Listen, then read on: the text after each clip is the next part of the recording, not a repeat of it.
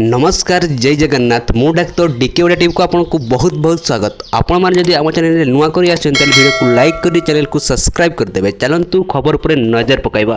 वर्तमान जहाँ सूचना मिली एप्रिल 2 रु युक्त 2 खाता देखा आरंभ। आसंता एप्रिल 2 रु आरंभ हो युक्त 2 खाता देखा। प्रथम पर्यायर 13 तारिख पर्यंत और द्वितीय पर्यायर 15 रु 26 तारिख मध्य खाता देखा चलो। मूल्यांकन 10 दिन पूर्व परीक्षा खाता कोडिंग करा आसंता 27 तारिख में विज्ञान और 27 तारिख में कला वाणिज्य और धंदामूलक परीक्षा सरिबो।